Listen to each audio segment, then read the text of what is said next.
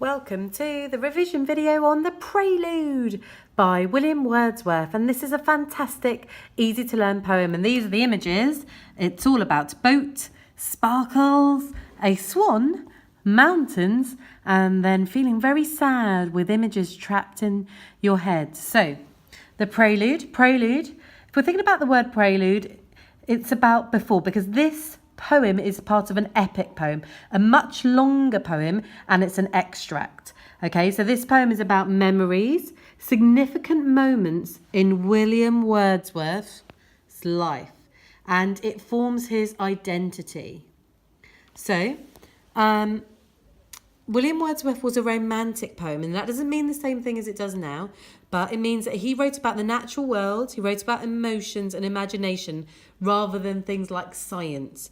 And he thought that these things, the romantics thought that these things help us understand who we are today. And it's an epic poem.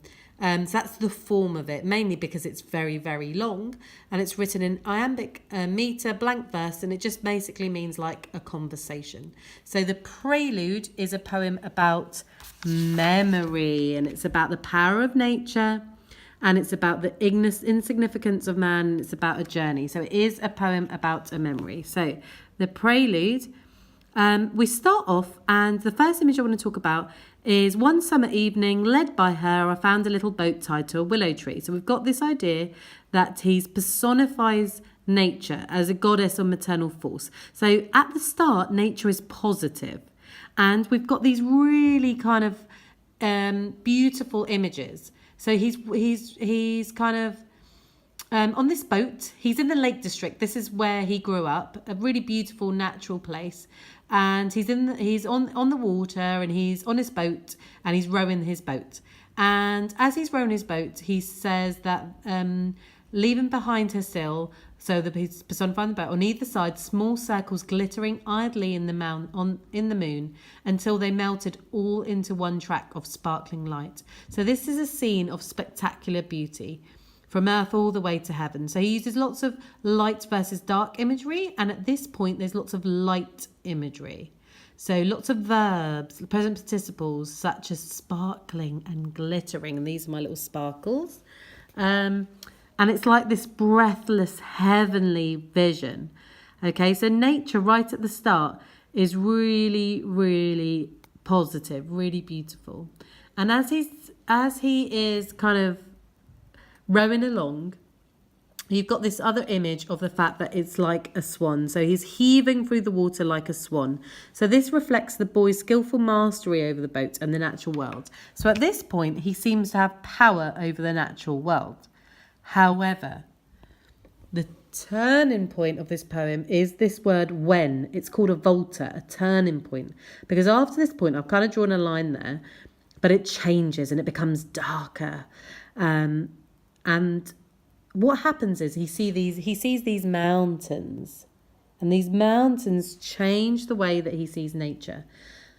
When from behind that craggy steep till then the horizon's bound, a huge peak, black and huge. So these adjectives, huge, black, huge, as if with voluntary power instinct upreared its head. So you've got this personification here, and it actually says, I struck and struck again. He's trying to get away really quickly. But you've got these other verbs, upreared, growing, towered, towered between me and the stars, like a living thing. You've got this simile here as well. But all of these images, what they show is they show that the boy feels bewildered and confused.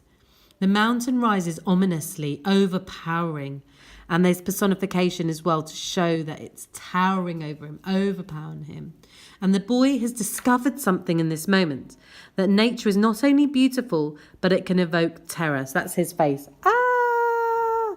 Nature's scary. These mountains are scary. I thought it was all beautiful. I thought it was on my side, but actually it's something that's quite scary, because this poem is about the power of nature. I don't know what I wrote there. The power of nature, and you know what I mean. Anyway, so he's talking about the power of nature. Now the next part becomes really dark and quite depressing, really, because he says he goes back to leaves the boat back where he found it, and that he's got this idea of there hung a darkness all its solitude. No familiar shapes remain, no pleasant images, no colours, but mighty and huge forms that do not live like living men, move slowly through the mind by day and were a trouble to my dreams. So nature is in his brain. It's causing a trouble to his dreams because perhaps he feels a sense of loss. He's lost all those beautiful images. Nature has changed, and now he's realised that actually nature is a bit more powerful and a bit more troubling. So what he's discovered is not the master of his own world. He has not got power over everything around him. He also understands how insignificant he is in the great forces of nature, and that nature will long outlast human power. So this poem is about how he's realised kind of that he is not as powerful as once he thought. Now, if we're going to link this to a poem Ozymandias, we can link it to the fact that nature is more powerful than man. Here, the image of that mountain, the personification, the fact that it causes all the darkness and the change in his feelings showcase that. And you can also talk about how memory can be really powerful and form identity as well. So this poem does link to his identity as well. But mainly this idea that this is a poem about a journey or a quest, him growing up. So that's my poem. That's not my poem. That's William Wordsworth's poem, The Prelude, the boat, the sparkles, the sparkling water, the swan, and then him being overpowered by the dark, huge peaks of the mountain, and then him being changed forever. So this forms his identity.